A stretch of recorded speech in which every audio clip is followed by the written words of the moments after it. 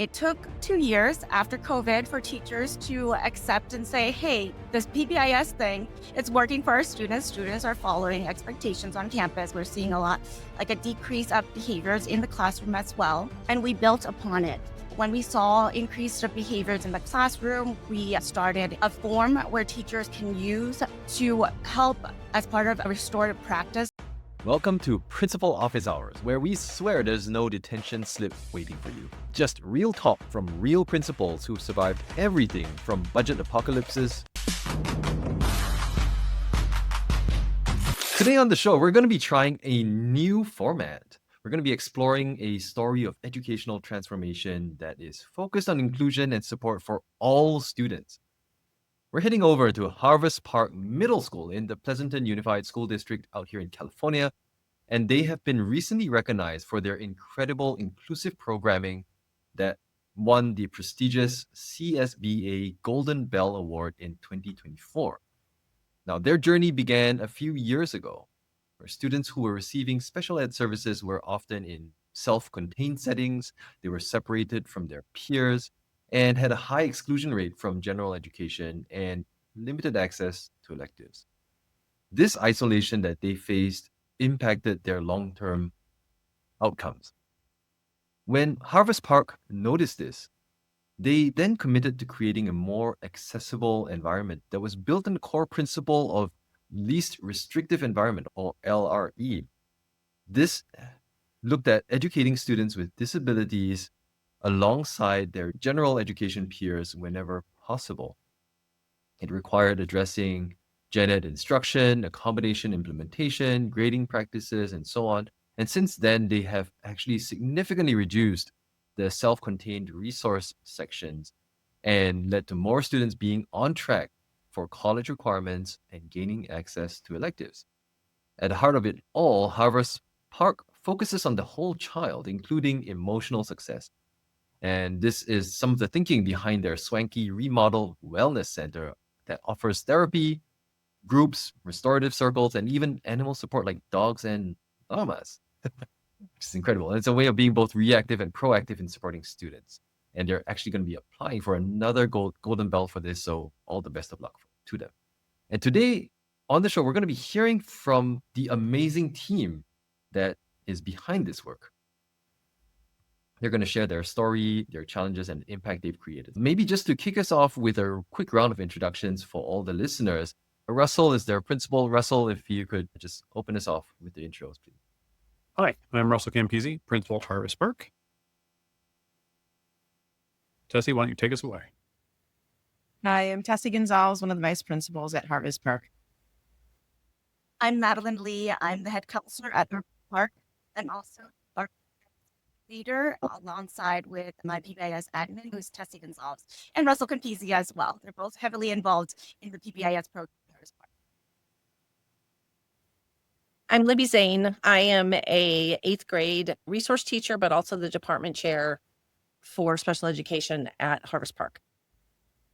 And we also have one more counselor who will be joining us. Her name is Jen Simpson. Jen, my counterpart, she is also our wellness counselor coordinator. She supports the wellness program heavily. She'll be en route. Thank you all so much. It's such a pleasure to have you on the show and for doing this. We're breaking new ground on the show today with a group of you. And I'm so honored and privileged that you took time out of your busy day to be with us. Now, your Golden Bell application in 2024 states that students with IEPs were in general education settings only 66% of the time before changes. And this was for all three programs combined, RC and ESN. Why did that raise alarm bells for you guys? And what specific scheduling and staffing adjustments did you have to make to increase that percentage? Libby, would you like to take it away or would you like me to jump in first? Did you say me? Yeah. So it raised alarm bells because if you look at the middle school, and we are not necessarily preparing our kids specifically for A through G requirements, which are high school, we want them in the right programming here so that when they jump to the high school, they're prepared for their A through G requirements. A separate setting class is not going to be under the special education umbrella, is not going to be A through G. And if you are in 8th grade and you're jumping to the high school for your first year in high school and you're in a separate setting class, English class, you're automatically not set up. You're already down a year, so to speak. It's not A through G eligible at that point. So the idea was that we wanted as many kids in general education classes with support and helping them find success, as many as we could, so that when they did get to the high school, they were automatically in general education classes. If they decide when they're at the end of their senior year that a 4-year college is not for them, that's fine, but we've set them up for success along the way. Got it. And so part of the alarm bells came from the fact that a whole 1/3 of students with IEPs were, I guess, left out of being able to join their gen ed counterparts in their preparation.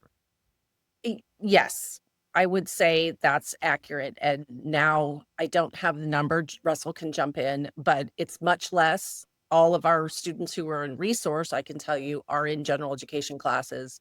A couple here and there have a separate setting for a study skills class we have, and a couple have reading support. But generally, more and more they're supported in the general education class. Yeah, it's definitely closer to 80%, although it changes depending on whether a student has come into our program from somewhere else and maybe a kid is exiting. But plus or minus around high 70s, 80%. When you have an ESN program, they tend to be in their self-contained setting just more often. Although that is a question on our part about whether they can take more electives and have more opportunities again with their gen ed peers. But yes, it is definitely increased.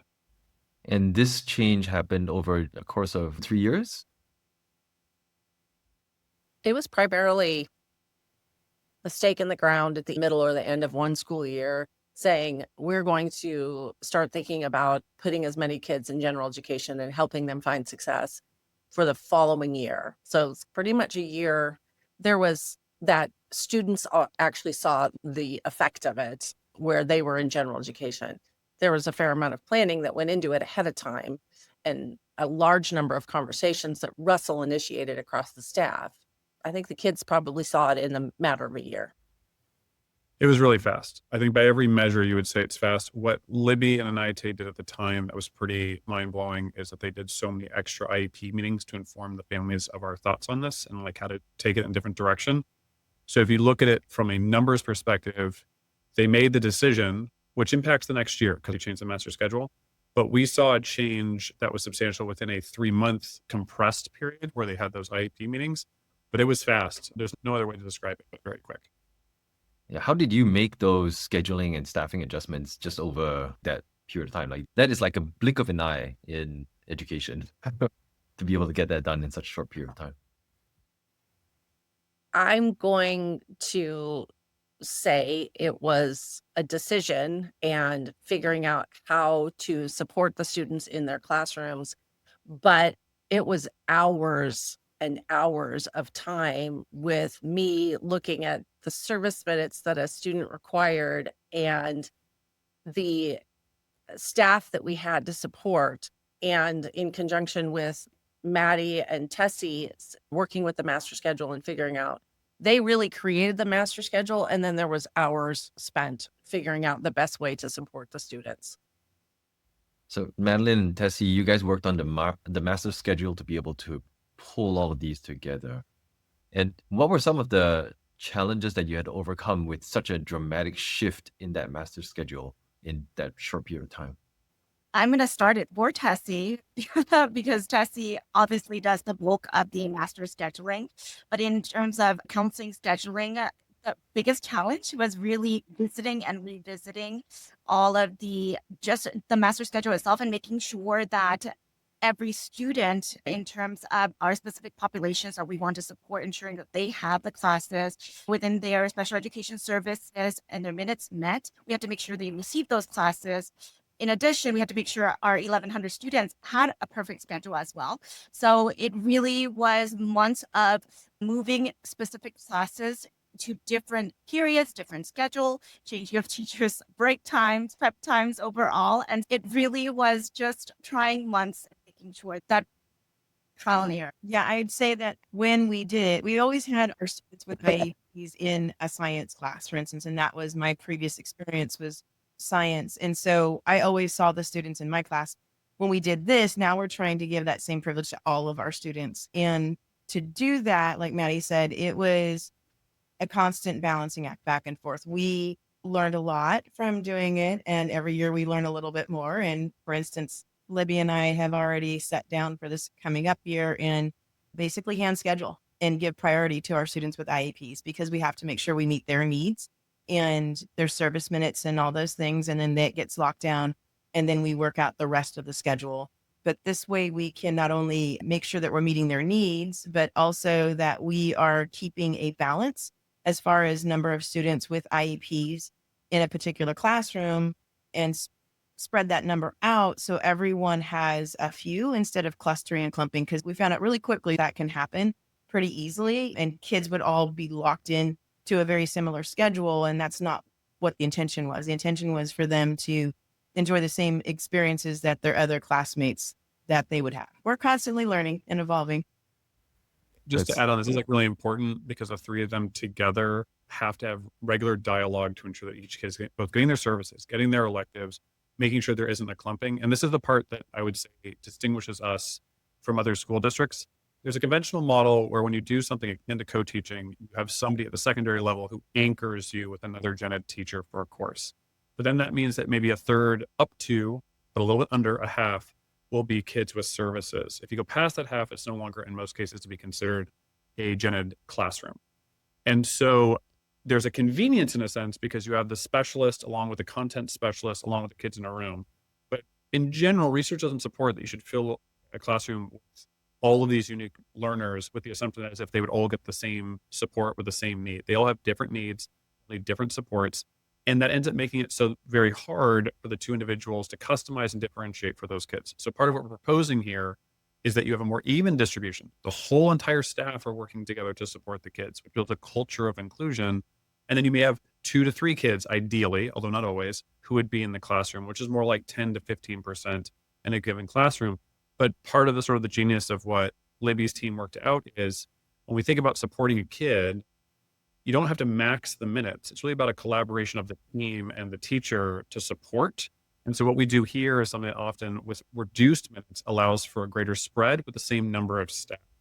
If you were to do our model with 100% minutes in every single setting, you could spend double or triple the amount on staffing, whereas we don't have to. And that's an important distinguishing factor and takes regular dialogue between the department head and the other administrators involved, along with the counseling. You couldn't get away with it with just having one person doing it by themselves.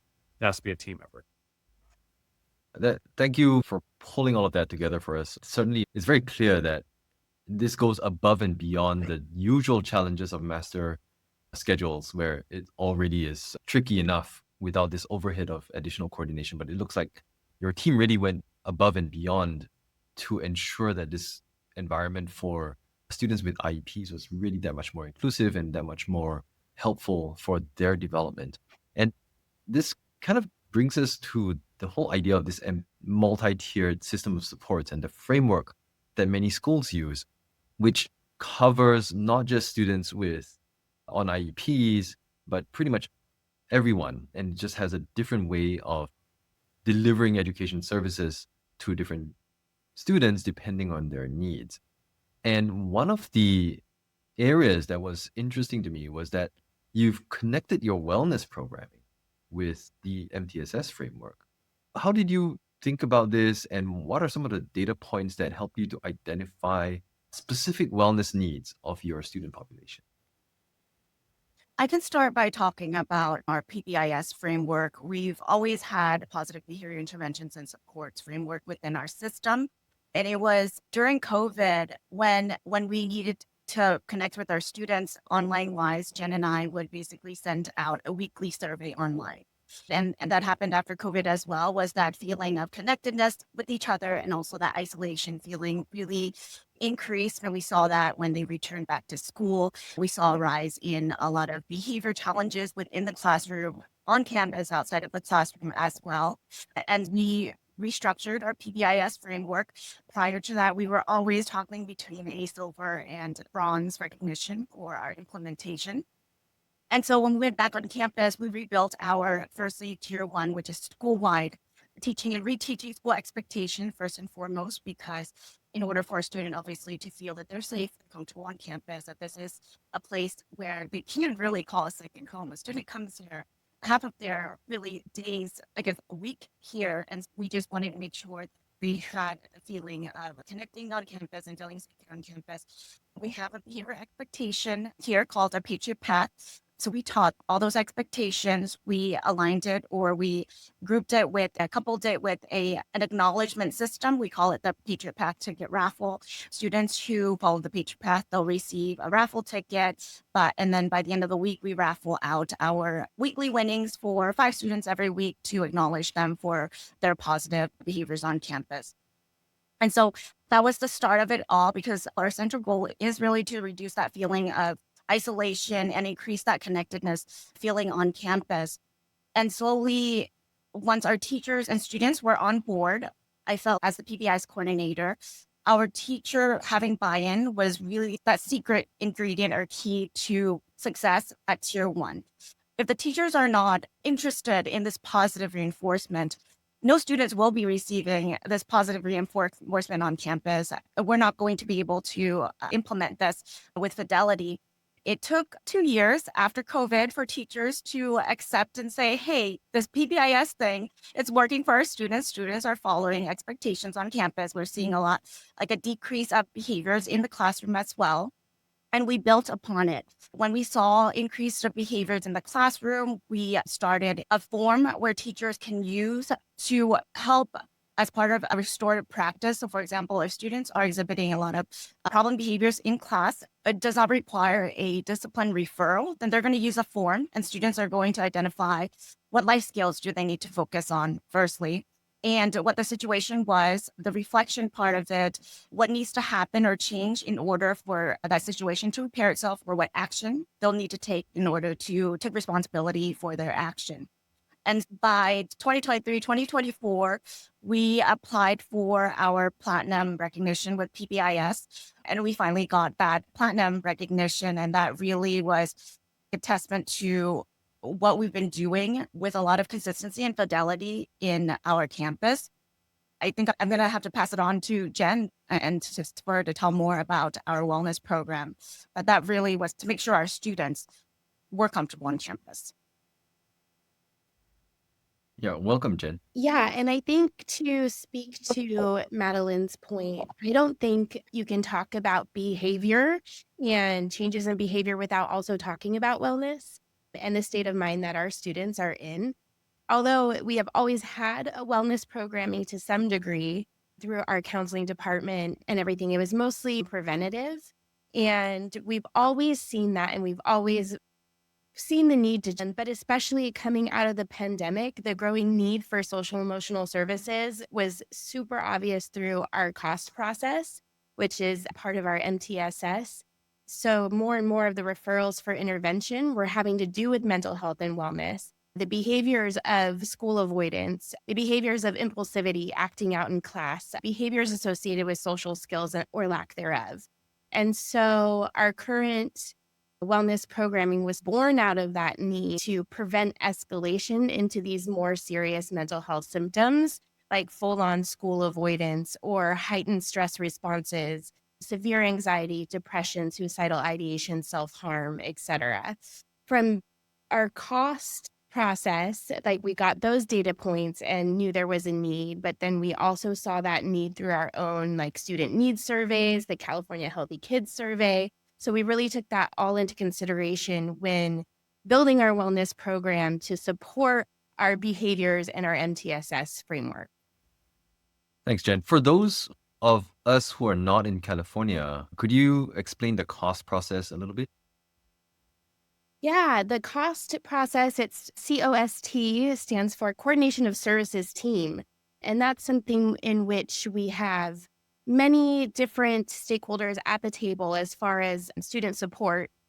We have our counselors, we have our administrators, we have our special education case managers, school psychologists, we have district social workers and our child welfare and attendance liaisons. And we all come together and discuss a need of a particular student that's referred to us through our cost referral system. And that can be from a teacher, from a counselor, from an administrator, any student that has in need of support. And so we would all get together with all of those different resources and see how we can best support the student, whether it's individually in the classroom, whether it's with mental health services, whether it's family support or outside resources that are needed. So through that cost model, we were able to get this information and provide a greater level of support for our students and families, really.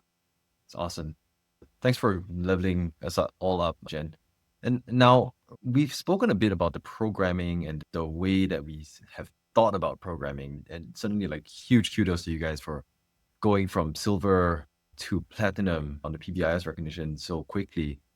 I want to get your thoughts about the physical environment and the resources to support wellness, because your wellness center seems to have been quite carefully designed. It's got like a bathroom, an office, and it was upgraded to support the student experience. How did you think about what physical elements that needed to be part of the center? And how did you think about what the size and layout should be to maximize the effectiveness of the center? Yeah, we are not in it alone. We did a lot of research. We went to neighboring school districts with amazing wellness programs and wellness centers. And Wellness Tour, which was supported by our district, definitely gleaned some best practices, hearing their trial and errors and what's really worked for them, and knowing that different spaces were needed within one single space. We do have, and I can let Russell speak to this a little bit later about how it all came about, but we are very lucky to have a restroom that's a non-gender restroom in our wellness center, as well as a private office for outside community partners to come in and work with our students one-on-one, whether it's outside therapists or other organizations. That is definitely a key to having a great functioning wellness center, because they have those high needs. But it's also really essential for a wellness space on a school campus to feel different from a classroom or from an office. So it should definitely feel different than it does in my office where work gets done. And so in order to achieve this, the space really needs to feel confidential, first of all, and safe for all students, and comfortable with easy access to the self-regulation tools and the coping resources, which is the purpose of the Wellness Center, for students to come self-regulate, utilize coping skills so that they can get back in the classroom and engage in a fresh state of mind. So we really focused on different types of seating within our Wellness Center. We have like large group tables. We have different like beanbag chairs, cushioning seatings. We have seating arrangements for just individuals, for students who just want to be by themselves. We have seating arrangement for groups of 3 students at a time.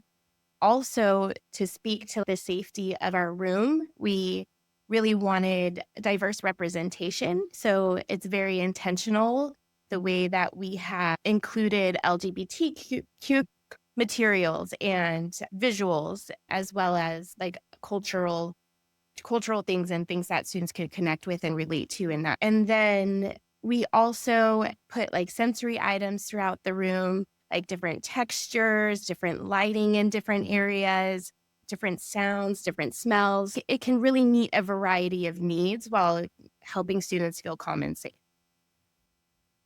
Got it. So from your description, Jen, it sounds a lot like how to reapply what Starbucks was thinking about their store concepts, where it was the third place between home and work.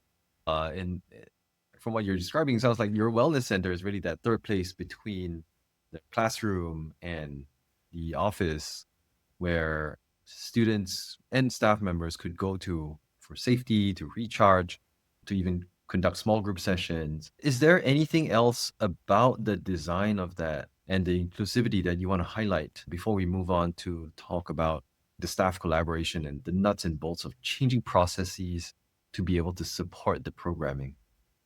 I don't know. Does any of my colleagues want to say anything to speak to that? We all use the space for different things and have all contributed space for students. It evolved from, we had an extra classroom a few years. Okay, we're going to do, let's have a space for kids following COVID. And it was literally the furthest point possible from the office and counseling office.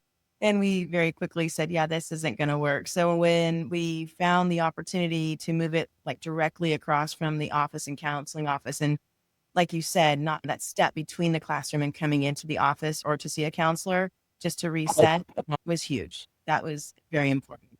And then also it's become a place where we've tried to expose our community to the area. We have PTSA meetings. We have our sixth grade parent orientation meetings. We have them start there.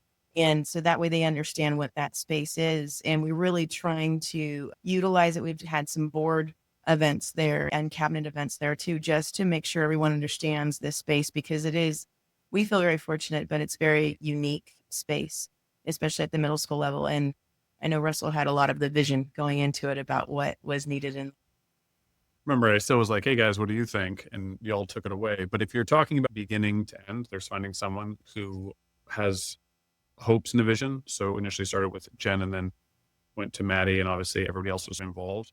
From a practical perspective, it's like your organizational goal is, I would like to have happy and healthy kids. So you're backwards mapping this to like a funding plan. And so they have money set aside for facilities to be modified to support kids.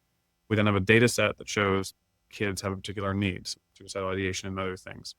So when I went to business services and I was like, I think we need to have a space, including state requirements, that we have a non-gendered bathroom. Here's a convenient way to approach it. Understanding the logistics of that if it's sub $60,000, you don't have to have the same vote. Me being a terrible carpenter, find your vent lines, find your sewer lines, find your water lines, figure out where it's convenient to do these things, and make a proposal that financially makes a lot of sense and matches your organizational goals within your LCAP or your particular funding for your school site. And then, of course, Jen and the counseling team all together built up this sort of like island of awesome that keeps adding programming and llamas to make sure that it actually meets the kids. And then you had community partnerships, whether it's our PTSA helping to fund, or PPIE, which is a whole entire community saying we need to fund some sort of emotional support system that can spread to their middle schools and secondary. So we had our partnerships, we had our goals, and we had the last little bit is like gluing it all together was like practical aspects.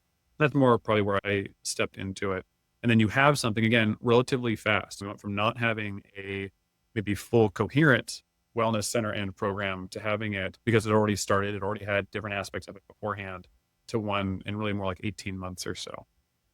Wow. I gotta say, I love how deliberate you guys are about thinking about these things, even down to the sewer lines and organizing the layouts and where that center should sit within the campus. And the other thing that I noticed in reading the applications was this is not like a one and done. Like, you're continuing to improve that center and the programming that goes into it. You have these, was it ViewSonic interactive boards for surveys as students come in and out? Like, you guys continue to iterate on improving this center. Just off the top of your head, like, what's one response that you've gotten so far that has surprised you in some of these surveys? I think, to clarify, a lot of responses surprise us about the surveys because the ViewSonic, we actually use that as a tool to draw students in. So the surveys are actually like funny questions of the day or polls or something of that nature. Now, in order to actually collect student data, we do have sign-in sheets using Google Forms and then pre-post tests for different things that we do. But as far as the way that we utilize the ViewSonic inside the Wellness Center, we have a program, perhaps you've heard of it, called Classroom Screen App. We can put that up there. We can put our announcements up there. We can do polls, which is what the students love the most. So every day there's a new poll of the day. And we have students who don't generally access the Wellness Center just to come in to the Wellness Center to take that poll. And so it is really helping to familiarize our students with the space that wouldn't normally access it, but then know now where to go and feel comfortable there. So those students, the poll is open at lunchtime. The poll is open during the day when we have drop-in students as well, but most of the action comes during the lunchtime, and we have students come in just to take the poll. They don't eat lunch in the Wellness Center or anything, and then they go back out. But it really has helped us utilizing the view, not only for other things like access lessons and presentations and music and sensory things, but also to draw the kids from the outside in to help familiarize themselves with our wellness resources. What's a poll question from, say, over the past 7 days? Oh gosh. Oh, one of the poll questions yesterday was what grade the students wish they could return to, and it was kindergarten through fifth grade. And I think a lot of our students chose kindergarten because they got to take naps was actually a big one for them. So I think our kids are tired. They're ready for summer break. Yeah, and also some new ideas for what else to do in the wellness center. A um, nap station, nap yes. station. Awesome. I want to move on a little bit to talk about the processes that go into making all of this happen, because the programming is one thing and it's great, and you've got the physical locations, which is also great. But then there's the processes that gets a little bit messy in the back end. And one of them is around like reorganizing case manager responsibilities. When you're moving away from SDC math, ELA, study skills lab classes, what does like a resource case manager's typical day look like today, and how has it changed from before? I'm an expert in this area. So when I first started working at Harvest Park, I taught in seventh grade, and I taught a 2-period language arts block, and I taught a math class, and I had a study skills class. And then I had a testing prep and a regular prep lunch. So that was pretty much, it left me one period to go out and visit and see. But I was the teacher of record for a separate setting for a handful of students for 4 different classes. After that, the mindset of the resource teacher and the needed to switch from I'm no longer teaching this class to these kids, but how can I support them in the general education setting? And like we talked about, it happened very quickly. Needing to change the thinking sooner rather than later was helpful. So a typical day for me, and it's not really that different than most case managers, is I'm in 8th grade now. I'm in a language arts class. In first period, second period, I go to a math class. Third period, I go to a different language arts class to support with a different teacher. So that's 3 teachers now.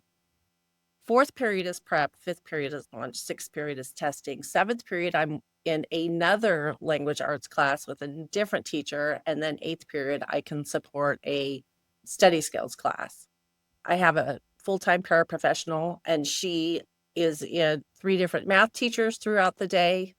And she's in a language arts class, and she's in a science class. So we are mobile and get our steps in throughout the day. We're all over the place. From someone looking on the outside in, how do these changes feel to you from a day-to-day basis? It sounds like a lot more is packed into your schedule.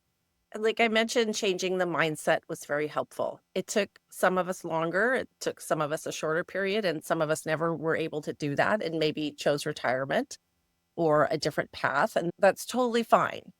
But having to switch what you had gone, in all honesty, I'd gone to school and I was going to teach resource classes, and this is what I was going to do. And then having that moved away, that was a change in thinking.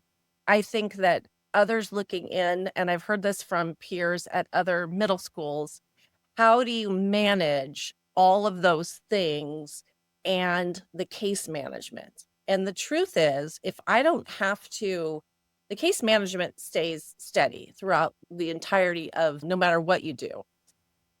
But if I don't have to do lesson plans for a 2-period English and a 1-period math, and then maybe a study skills class, then it leaves me a lot of time to run around and talk to teachers and adapt lessons in conjunction with the teacher. So I'm in special education, maybe in all teaching, but special education particularly, there's a lot of time put into everything that we do. But I don't know that it's any more or less time. It's about the same. It's just different. Got it. I guess in doing this, you're then put in a situation where you've got to collaborate a lot more with teachers in general education. And actually, that could benefit both the special education students as well as general education students, because they have this broader perspective. I think the really cool thing is the places where I personally have found success in a general education classroom with a general education peer teacher is where they see the resource teacher as just another adult in the classroom that has a teaching credential, and they're there to help any number of the students in the class. And that is the same with our paraprofessionals as well. They are seen as another expert and can help with these things.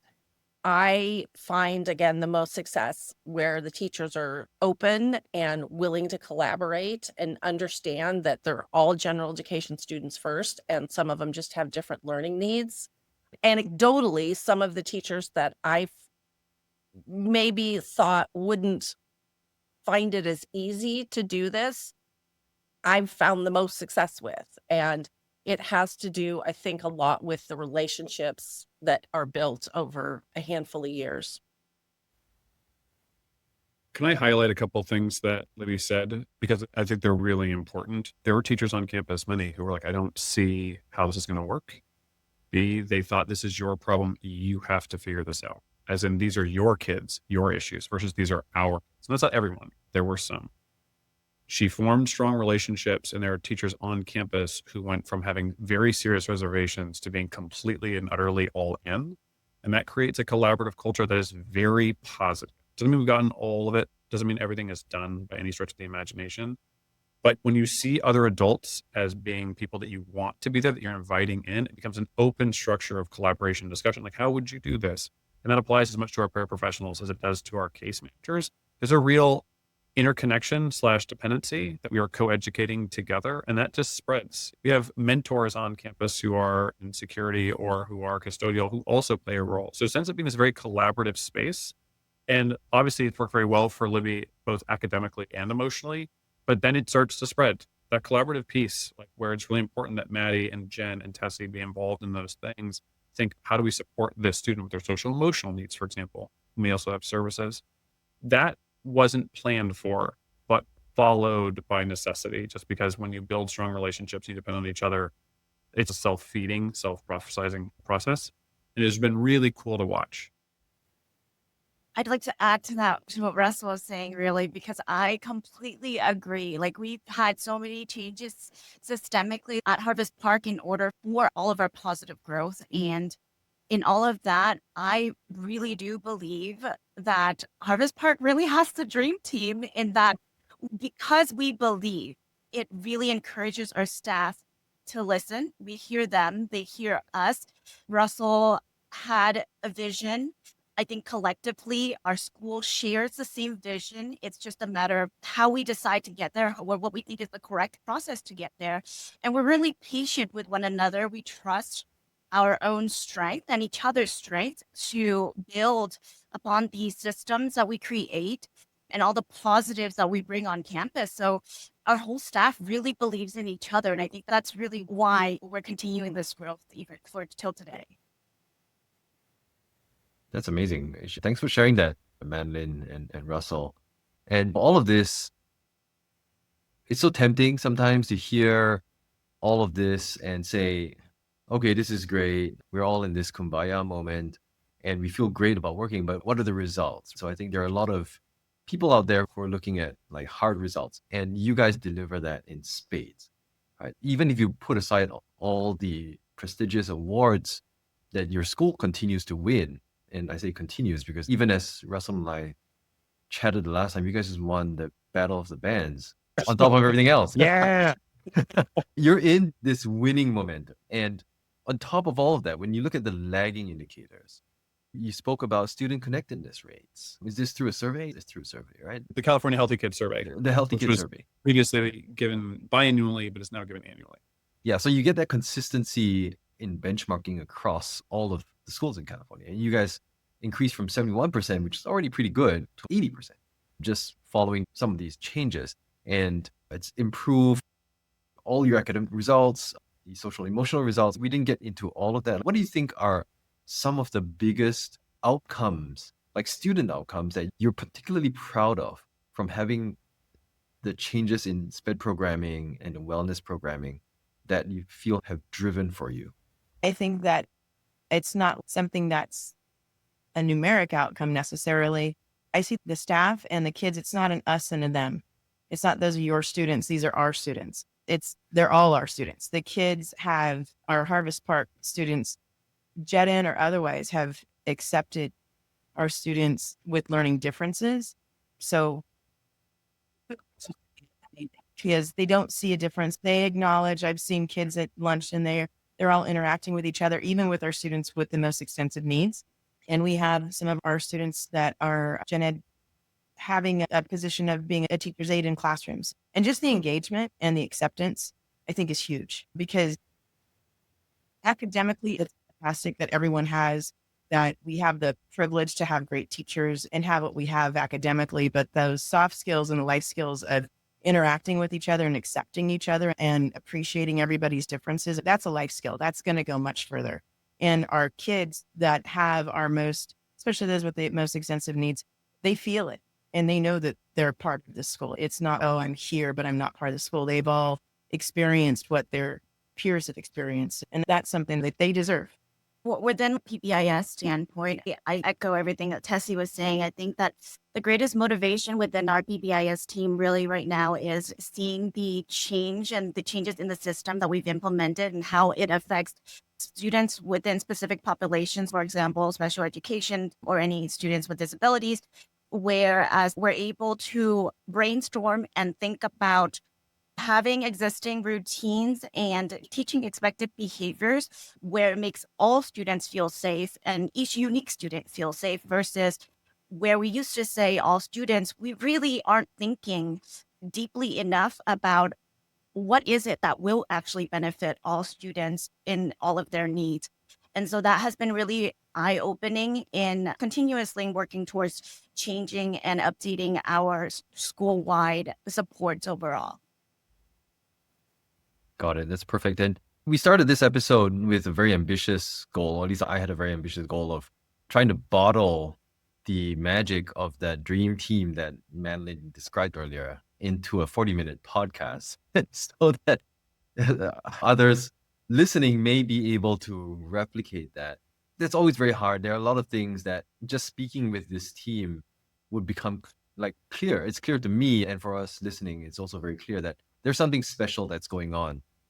If you could distill that into 3 essential elements, right, that's making this work in a very narrow sense just for special ed programming and wellness programming, but I believe that this goes broader for this team, because whatever it is that you guys have applied in SPED programming and wellness is applying equally well across all the other initiatives that you're driving. So if you boiled it down to 3 things that another school's admin team listening to this would say, I think we need to be more like them, what are those 3 things? I have 3 things. I don't know if Russell will necessarily agree. I've said from the beginning that the 2 most important things are time and money to support what you want to do. I don't know where the money comes from. That's not in my purview, but that also can support the time that you spend with your teachers. And the last piece of that is the 3rd thing from my perspective would be collaboration and communication mixed together. And they also have to do with having the time to do it and money to support that extra time. And maybe that's in professional development for 45 minutes every couple of weeks. Maybe it's working with your teachers outside of a time. So those are the 3 things that are very important to me. Some of them I can't control, but I keep saying them anyway. But somehow, looking back, we have had time and we have had money to support these things. And I work on the collaboration piece. If I could give some context to that, because it's spot on. SPED department had to be able to have some time to themselves to talk where I wasn't there. I got kicked out of the room. And so they got lunch and they hung out for 2-3 days total to talk about whether it was accommodations or programming or minutes or whatever. What is it we're trying to do when you focus on a student? You can't replace time together and talk. And then ideas, I would say, would have to be flat. In other words, it doesn't matter where they come from. You're just trying to make sure that they work with what you're trying to do. And that tends to come from respect and appreciation. And if you have that, then ideas aren't flat. It doesn't even matter if you set aside time and money because they aren't going to want to work together. But I think that worked very well at our school site. And I think that understanding that there's going to be a lot of emotions and it's a process. And so compassion, understanding, but always bringing it back to what's best for kids. And always asking that question of, if this was your kiddo, what would you want for them?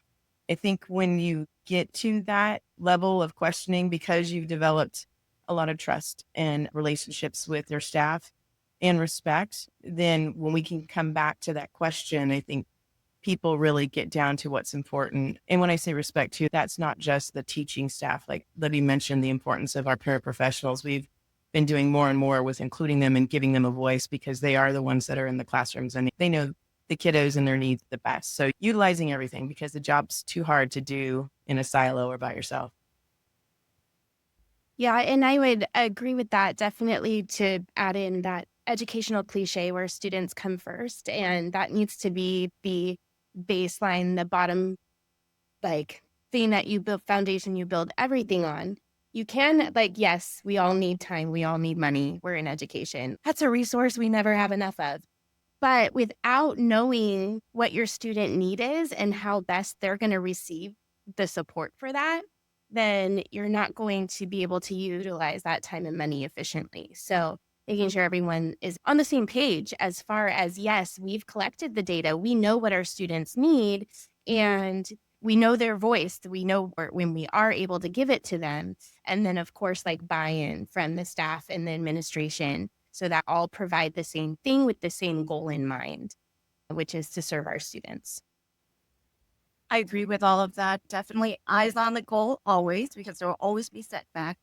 And then transparency, whether or not things work out or not, because school is all about trial and error, and communication and collaboration, definitely. All right. So I've got a whole bunch of notes here, and I'm going to try to summarize from everything that you said. There's the time and money. So just resourcing is a critical piece of it. So being able to scope out what those resources are that you need to get what you need done, and then finding creative ways to be able to get those resources in. There's a whole piece of collaboration, communication, respect, appreciation, and having those flat ideas translating between the teams that comes with it, and comes with the transparency as well to close that loop of communication. And all of that is based on students coming first. If this was your kiddo, what would you want for them? I think that's a really good question to ask.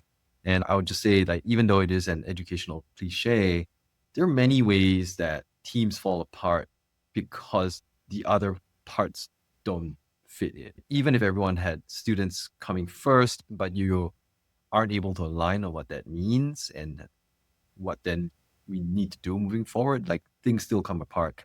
And I think like a huge credit to this team. You guys continue to be an inspiration to many, and to me, just being in the room with you over the course of this episode, I'm very inspired by the way that you're working together. Russell, any last words before we wrap up for this episode?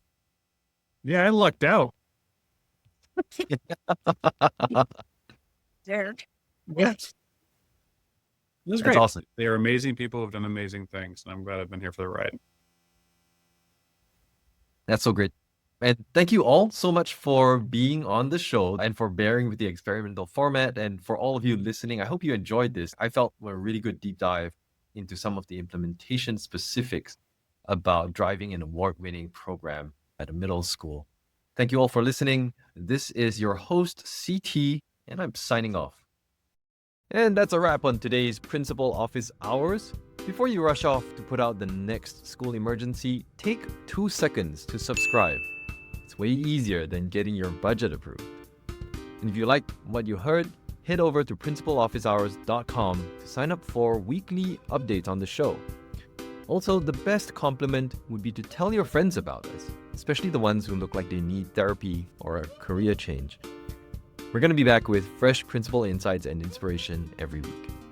Until then, keep being the leader that your ID badge says that you are. See you next time.